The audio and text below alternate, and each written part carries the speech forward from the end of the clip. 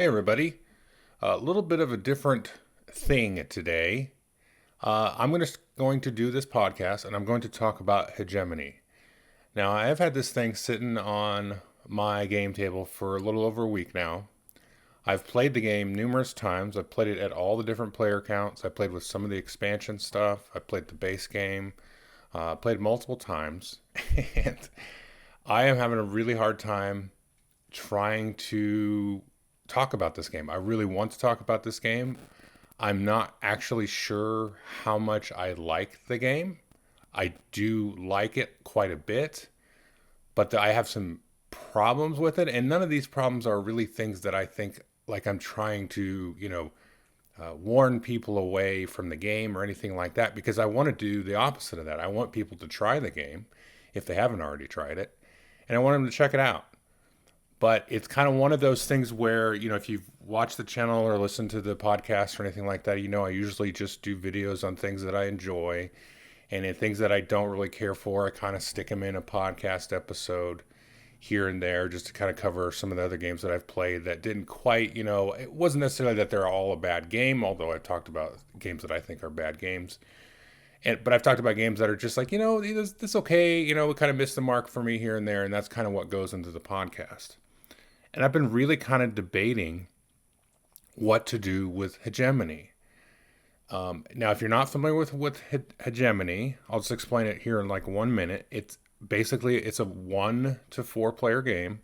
You play as it's almost like you're playing as an idea. You play as a capitalist, as working class, as middle class, or as the state or the government. So that's your role in the game, is like you are the state, or you are the capitalist class or the working class. And that's what you do. And that is actually super interesting. It sounds kind of boring. I could see people being like, well, that's kind of boring. You're playing as like this idea almost. But the way that it comes across in the game is you're playing like as those interests. So, it works really, really well in this game. So the game is driven by card play. And you can play a card for like the event written on the card, the action on the card. Or you can just discard the card and take one of your kind of like basic actions. So if you're the working class, you can go and like employ your workers at different businesses that have been made available by the other players, because all the other players can have businesses. The capitalist class that's all they really do is have businesses.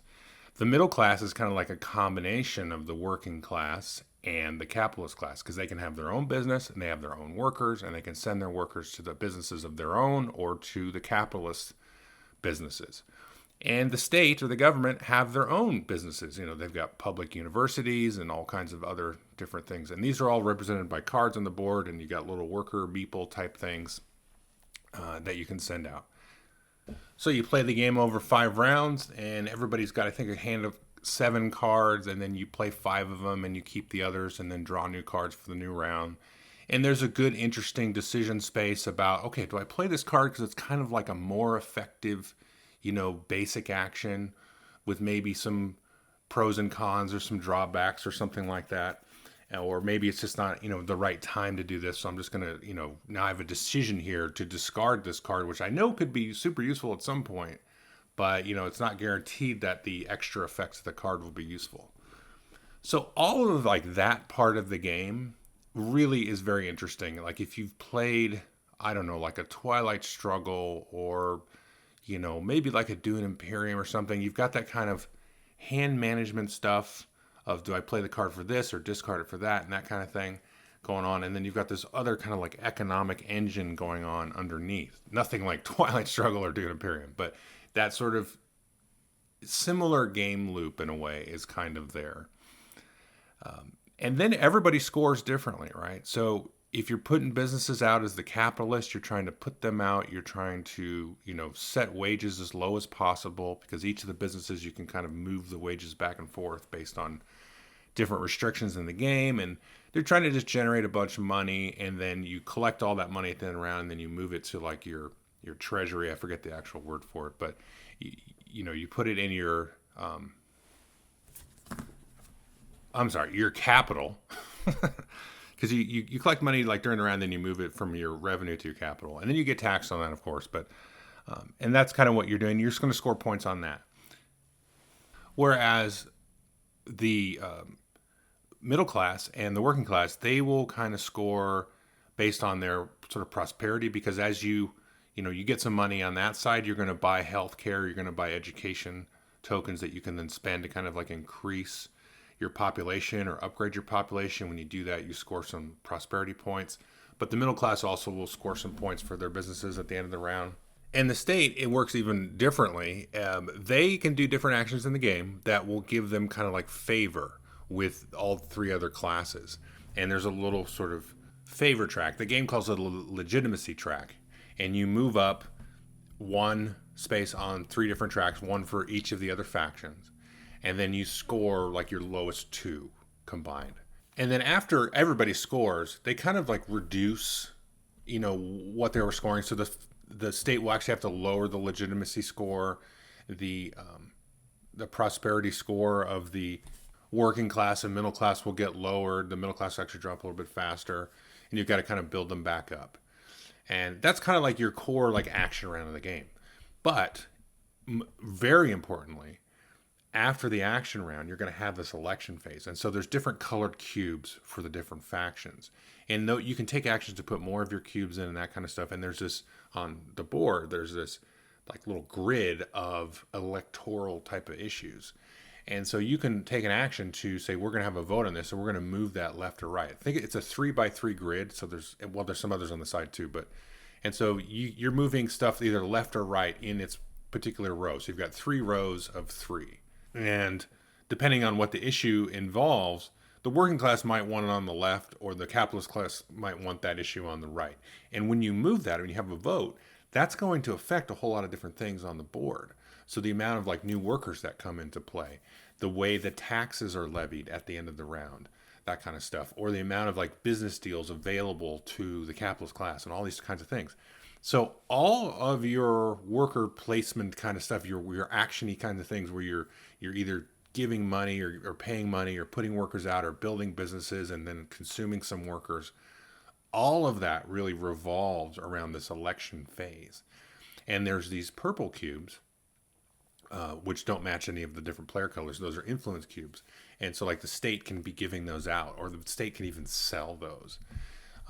And those come into play when you have an election, and then, if there's like a tiebreaker, everybody does like kind of a quick blind bid to submit influence to kind of swing the vote either way.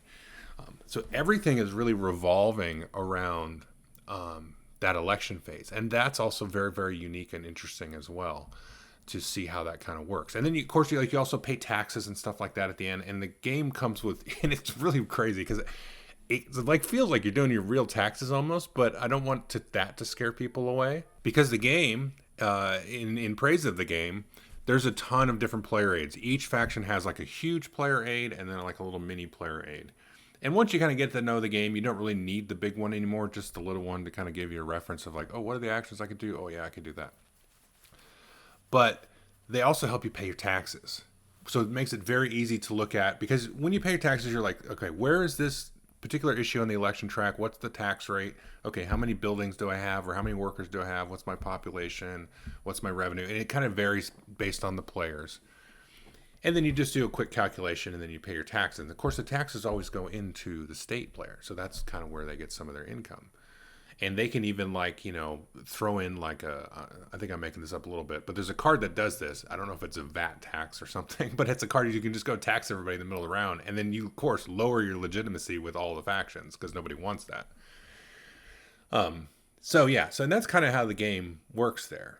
So the state is trying to keep everybody happy, but also stay flush with revenue or capital in the state coffers, because if you take a certain amount of loans, because whenever you can't pay for something in this game, you take a loan. And then the state only can have a certain number of loans based on where a particular issue is on the electoral thing. And if they go over that by the end of that round, then they have to, the IMF has to get involved, and like everything kind of resets. It resets all of the electoral tracks to like a certain configuration. The state's got to like pay off all their loans and kind of reset. and they lose some legitimacy and all that, because the state government kind of just goes belly up and all that stuff. So that's what kind of keeps the state in check from just, overspending, so to speak, and making sure that they, tax enough and they don't spend too much. And the game has a lot of really interesting concepts where I like that it doesn't shy away from this, because there's a tendency, and it's even like on the flavor text of the cards, for example, for the working class, for example, to go a little bit socialist, right? Because I know this is like in real life, that's not necessarily the case that, all the workers and the labor in the world want to unionize and go socialist. But there are certain things that, primal concepts that a working class person will want. So it's like, okay, good. It doesn't shy away from the fact that you're playing around with socialism a little bit. I like that. And then there's like very anti-socialist, pro-capitalist things that the capitalist is doing. The state doesn't really care, which is nice, because it's like, oh, the state just wants to make sure they can stay in business as the state, regardless of whatever, ideology is out there. They're all kind of screwy anyway, right? Because some ideology always leaves somebody out, right? I mean, so they're all screwy in a way. And then the middle class is probably the most interesting class, I think, because it's a real interesting balance of, prosperity and worker healthcare and education, all that kind of stuff, but also trying to get to the point where you're making some money on your own businesses.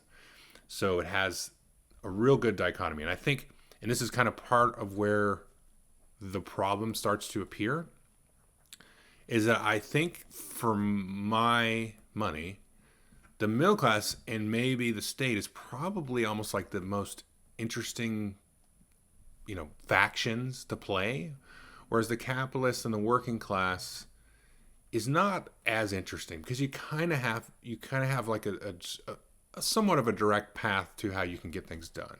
But having said that, getting back to the elections, that is where things really hinge on the dynamics of keeping the game dynamic, I should say. Because like I said at the beginning, working class, you want to get your workers out, you want them to get paid, you want to get enough money to, upgrade your prosperity, get better healthcare, better education, all that kind of stuff. And there's a little bit of like a feeding phase as well, where the working class and the middle class have to have enough food to feed their people. And of course they can buy it from the state, or the capitalist class, or even the middle class can have their own thing. And the middle class can have their own thing, and the working class can build farms actually, and they generate their own food there. So it's kind of like communal farms, I think the card's called. You can build 2 of those, but you have to have a certain number of conditions set up just to construct those. So the path of a capitalist and the working class is pretty straightforward, but it does stay dynamic because of the election phase, because that's going to change how things interact on the board. Because you're not just like looping the same thing. Although sometimes it can feel like that, in my opinion, with the capitalists and the working class. You're like, okay, I just got to get workers out, get them paid, and the capitalists are like, I got to get business out. I got to lower wages because I don't want to pay too many wages. I don't want to pay too many taxes. I got to keep taxes low.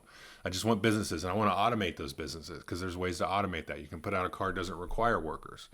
Or if you upgrade like a card and maybe it requires 1 or 2 workers, and then you can upgrade it to automation, and then it generates even more, so you don't need as many workers there. But the conditions of the electorate, we're going to change that, and that's where the game really, really shines, I think, in a way. Then the part I don't like about that is it's a little bit of a grab bag of things, because when you do an election, you draw out 5 cubes. Everybody votes beforehand. You say, I'm either for or against this change on the track. And then you grab 5 cubes, and then the color of those cubes will go to, basically, it's like who showed up to vote, right? And then you can blind bid your influence, your purple cubes, after the election to see maybe you can swing the vote a little bit. So it's like you get a kind of sense of the electorate, and then you have some more actual voting with the players, and it works really well. But it can be a little bit random. And so if you win, your cubes come out of the bag. You've spent your political capital, right? If you lose that particular vote, your cubes go back in the bag. So you've got a greater chance of, winning the next election. But where I kind of come down on this, where I'm very in the middle, because I really enjoy this game. I recommend people give it a try. And, especially if you've got a friend that has it, definitely give it a shot. it kind of comes down to some issues I have with just kind of like, I guess what it ends up being for me is very much just a 3 and a 4 player game, which is fine. There's nothing wrong with that. I mean, there's some games that are exactly 1 player count. They're either just a 3 player game or just a 4 player game or just a 2 player game. But it's a little bit disappointing because I got some of the expansion stuff. So I should say they sent me a review copy a while ago, end of last year. And then I went and picked up the expansions because the first couple plays of this I enjoyed. And I really wanted to try this, solo and that kind of stuff and with some of the other expansion stuff. So I just have the one, Crisis and Control expansion. I didn't get the historical event cards, but I have played with them. A friend of mine has that, so we played with that as well. And I do not like the solo game. I'm just going to walk through the player counts here. The solo game I think is not fun. I tried. There's 2 solo modes. There's like a basic one, which is to me is just kind of all over the place, and there's an advanced one, which to be honest, I only played about half a game because it's so cumbersome to run. It's just not fun at all, and it takes up a ton of table space. I think there's even apps out there that kind of simulate it, but it takes up too much of my headspace to then want to go and actually play, whatever my role is, what I'm playing as in the game. I just don't really like it at all. And the 2 player game is just working class and capitalist class. That is not that interesting. It just doesn't really work. You need the other classes involved. And so I'm not really speaking. I played it one time. I don't really know that's worth doing. Now, 3 and a 4 player game, those I like. So in the 3 player game, everybody plays except the state. You still have a state. You can still bankrupt the state. And that's kind of an interesting thing because even in a 3 player game, even though there's nobody actively driving the state, then if you get things in such a situation that they're going to go bankrupt and the IMF has to come into play, that gives the other 3 players there a tool to kind of monkey with or even threaten in a way. And that, 3 player might even be my favorite way to play the game because I really like that. It's interesting because okay, well, if this gets bankrupt, all these, electoral things are going to reset. This is going to move here. And these businesses are going to close down from the state government. And so you got to kind of play with that. So that is actually pretty interesting, the 3 player game, as how that works. Now, I can see some people not really liking that. So then the 4 player game, of course, everything's in play. But again, I think a little bit because of the kind of the asymmetry. There's something about the asymmetry that bugs me. And especially when the state comes into play, because it feels like you're playing, and this is a good and a bad thing. It feels like you're playing a totally different game than everybody else. It's almost like you're playing a negotiation game as the state. And the other players at different times may or may not really be interested in having any kind of negotiation with you or really dealing with you at all. Like you just are sort of like a punching bag in a way as the state. And you're just kind of doing stuff and just handing out favors and that kind of stuff. And you're not really engaged in that way. And so like now having played all the different 4 factions, it's strange because it feels interactive, but it's only because of the election. There's other parts of the game where, there's a certain kind of level of unfairness in a way. Like as the working class, if I get some workers out there and then like the capitalist class builds it, depending on the action that they can take and just gobble up the working class. But as the working class, I want to get certain workers in certain buildings because then I can unionize. And that's one of the ways that the working class is going to win is by when they unionize, they can score more points and stuff. But it feels kind of unfair if you've got this plan as the working class to go and, have your workers all snatched, and it totally kind of screws up your strategy. Now it's realistic, right? Because working class it's not a hegemony, right? It isn't one. People are individuals. They go work where their money is, right? They're not all always on the same page. So thematically, it makes all kinds of sense, right? And that's a lot of what this game is. It's like thematically, it's like, oh, that's really cool. That's really cool. That's really cool. But then when you're sitting down to like try to win and try to have a strategy, there's little things like that come in and you're like, dang it. Like I can't work around this. So this gets even more exacerbated because, like, so in the state side, you have these events. There's always like two events, and these are like crises and catastrophes and things like that. Just different, you know, shifts in the winds of life, and those things happen, and the government has to deal with those. Um, there's different things you got to do. Like sometimes you got to pay money or do different things, and then that will increase your legitimacy with different factions. But if you don't get to them, then it will drop legitimacy with one or more different factions. And sometimes those come up and they're like, they kind of make sense. And sometimes you're like, I won't be able to do this one. So that's just going to harm me. And I found that the expansion events, because there's another deck, you can just swap the decks out, is even worse in that way. And this will kind of lead me into the expansion idea, because like the expansion stuff, I didn't like at all. I don't like the solo stuff. I don't like the new events that the government gets. I don't like the historical ones because they're just really like unfair to a large degree and just random and chaotic. And that's kind of the thing that's the interesting, this is again why I'm doing this, is the interesting conundrum, because I do kind of feel like the base game after a while gets a little bit stale. Like it gets a little bit predictable once you've played, and I've played this a few times now and played every single faction. So you're going to get some plays out of it before you get to that point, for sure. But once you get to that, you kind of feel like, yeah, I've been down this road before, once you know a role and get into it, like you kind of know exactly what you have to do. So it becomes less interesting the more you've played it. And the one thing I was hoping for is that like, the expansions will kind of add some flavor and stuff like that. But the way that they come off, and this could be just also like lack of experience with it, because I haven't played a ton with the expansion stuff, but it comes off of just like a little bit of unfairness, and that will kind of swing the game, especially if like all players at the table kind of like know what they're doing. They're kind of equally skilled, that kind of stuff. Oh, and the other thing, yeah, the hidden agendas just kind of seen randomly. If they're good, do them. If they're not, then don't. Because I got in the one game I played with hidden agendas, I got both, and I'm like, these are both awful. The one was just objectively terrible to do. I was like, I don't want to do this at all. And then the other one, I was like, I'll try to go for that one. But I'm like, okay. And we calculated it out. As you said, by going for that, you got 8 points, but you cost yourself 20. You know what I mean? So I was like, why did I even have this? Because I wanted to do it just because I got a hidden agenda and I want to try it out. And by the end of the game, I'm like, I know that screwed me. So we calculated it out. So you basically cost yourself 20 points by doing that. And I'm like, yeah, I know. I was like, this is awful. Like, well, I would better off not even have drawn these.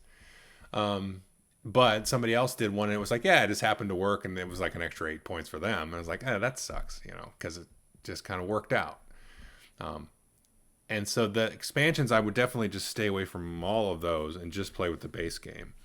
And I think the base game will give you a good handful of plays. And there's nothing wrong with that, right? And I think for me, this is one of those games where, I usually play a game a few times before I review it. But this is one of those where I kept kind of going back at it, trying to because this is also like a tricky one to sit there and talk about. And, having my notes here, it's much easier to kind of just do this on audio with how things, kind of work in the game instead of like throwing up on a video. And it didn't really quite work out that way because it's like these really sort of elusive, abstract concepts that, it's tricky because, like I said, you're taking on a role of an idea. And it's kind of interesting. The thing I really love about the game is like I'm sitting there inhabiting the mind space of a working class person. Not even necessarily like a person that is a working class person, but is somebody that believes in the working class. And when you're in the capitalist space, you're like, you believe in capitalism. You believe in the middle class. You believe in that balance of those. In the state, you kind of believe in, in organization and structure and predictability, and everything is going you're out of your way. So when you're in that kind of mental space, that's super cool and fun because it just kind of puts you in empathetically in a lot of different spaces. And I think that's really neat. But then on the other side, when I'm like, okay, now I'm trying to win the game. I'm trying to play the game. It just kind of like starts to unravel a little bit, and sort of the purpose of what I'm sitting there to do after having experienced all the different factions and kind of the mental space, which is really, really awesome. It's like, okay, now I want to try to win this. And it's like, oh man, this is just kind of going to happen. and I don't feel like I have exactly the kind of control I would like to have in some of these things. I mean, there's obviously good and bad moves and things that you can do, but it a lot of it feels a little bit more chaotic than I would like for what the game is doing. And a lot of it is, like I said, driven by the election side of things. And that's really that negotiation around the election kind of really is the game. And I think there's some skill and stuff involved with that. And so the way that the winds kind of swing there is going to help out and dictate some of the game. Because that's gonna dictate how much money you either have to spend or don't spend in different phases of the game. And so once you kind of done that a few times, that gets a little bit like, okay, so we just kind of played, everybody did the right thing, and then the election kind of swung this way or that way. Now, I think there's definitely still room for like improvement, on my side and some of my friends that have played and kind of playing around that space. But I think for me at the end, like as much as I really like that thematically and how it kind of binds all the factions together, in a gameplay sense, I think it's a little bit like that's not really my cup of tea, right? Kind of the drawing of the cubes and the blind bids to swing the influence and that kind of stuff, because things can just go. I mean, it's still a random bet draw, and I don't think it's a bad design either. I don't think that's terrible. I think it makes sense. It works thematically, and it's interesting. But it's also at the end of the day, I'm just like, oh man, I don't really feel like I'm going to be in the mood a lot of the times to do this, because that's not really what I'm sitting down to do at the game table.